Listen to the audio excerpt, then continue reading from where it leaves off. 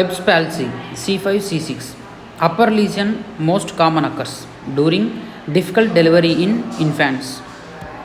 Physical examination: adducted internally rotated shoulder, pronated forearm, extended elbow, waiter's tip.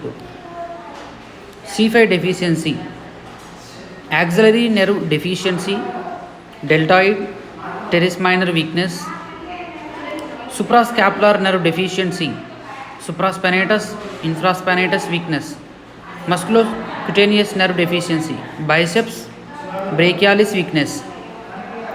C6 deficiency: radial nerve deficiency, brachioradialis, supinator weakness.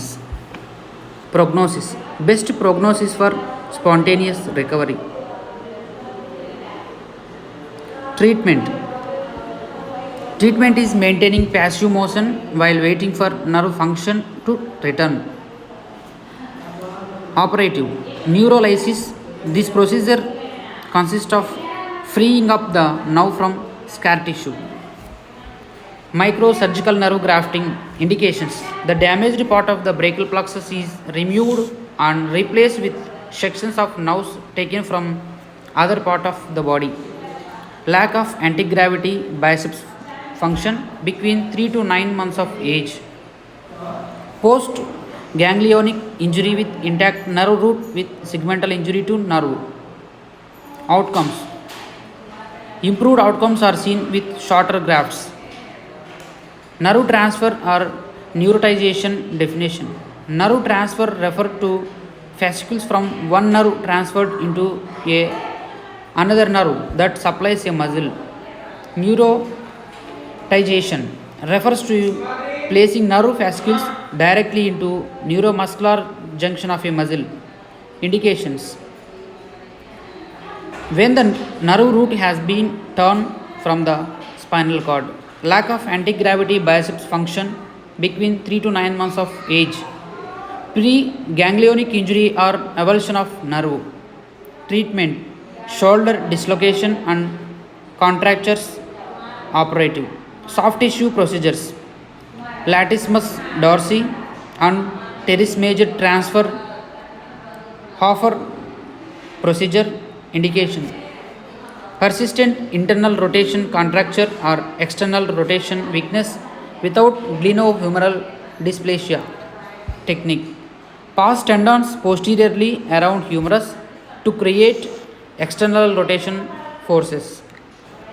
Pectoralis major and subscapularis lengthening.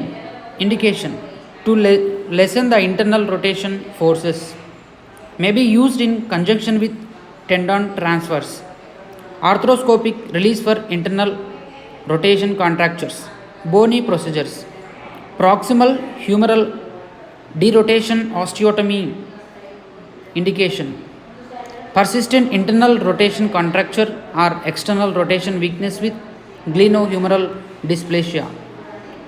Arthrodesis. Indication: non-functional deltoid with good function of hand and wrist. Treatment: elbow flexion contracture.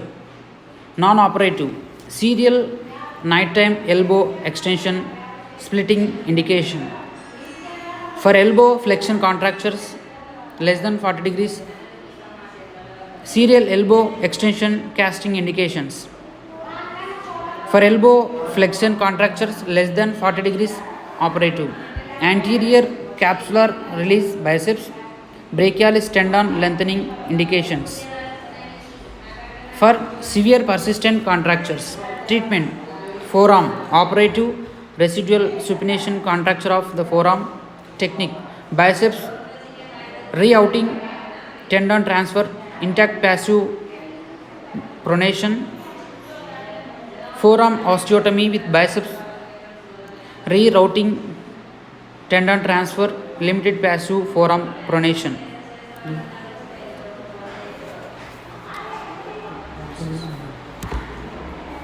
Prognosis: 90% of cases will resolve without intervention.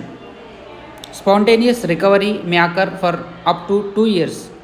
Prognostic variables for spontaneous recovery: favorable In Erb's palsy, complete recovery possible if biceps and deltoid are anti-gravity by 3 months.